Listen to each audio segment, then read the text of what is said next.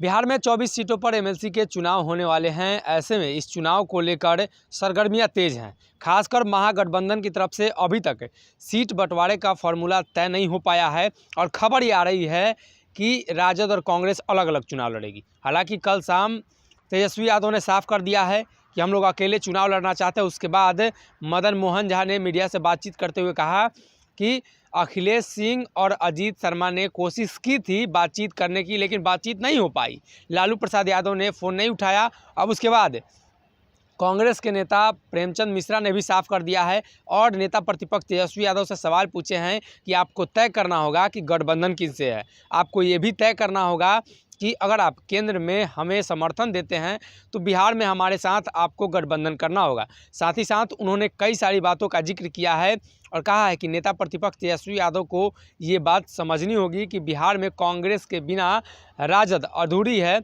और ये बात भी तय कर लेना होगा कि आने वाले 24 और 25 के चुनाव में वो कांग्रेस को रखेगी कि नहीं रखेगी। साफ तौर पर प्रेमचंद मिश्रा ने कई सारे सवालों का जवाब देते हुए कहा है कि राजद के नेता जैसे कांग्रेस पर बोलते हैं उस प्रकार से हमलावर राजद के नेता जदयू पर नहीं होते हैं, भाजपा पर नहीं होते हैं, सिर्फ कांग्रेस पर ही क्यों होते हैं। उनको समझना होगा कि गठबंधन में कौन है, कौन गठबंधन में नहीं है।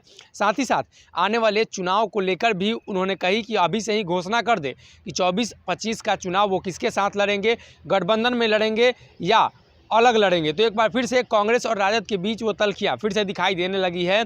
बीते दिन बिहार विधानसभा के 2 सीटों पर जब उपचुनाव हुए थे तो ये मामला देखने को मिला था और इस उपचुनाव को लेकर खासा बातें निकलकर सामने आई थी और साफ तौर पे कहा जा रहा था कि दोनों पार्टियों का गठबंधन टूट चुका है। लेकिन एक बार फिर से कई बार ये बातें सामने आई कि गठबंधन सामने है, लेकिन ऐसे में अब एक बार फिर से एमएलसी चुनाव को लेकर ये गठबंधन फिर से बिखर गया है। महागठबंधन में हो सकता है सीपीआई माले को दे दिया जाए एक आध सीट, लेकिन कांग्रेस को अब कुछ नहीं दिया जाएगा।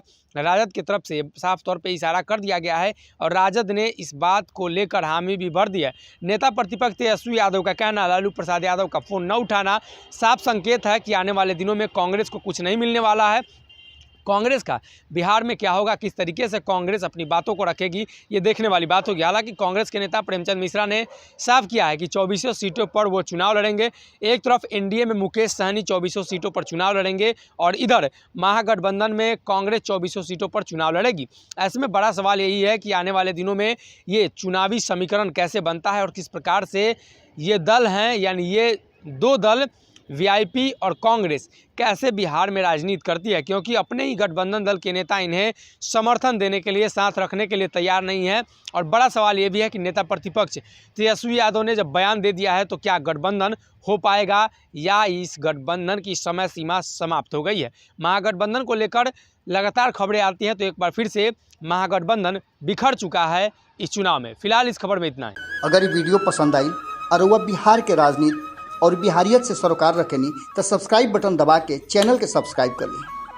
ओजे एगो घंटी बा, ओकरा बटन दबा देला से कुल सटीक और मारक खबर रुआ मुफ्त में मिल जाई।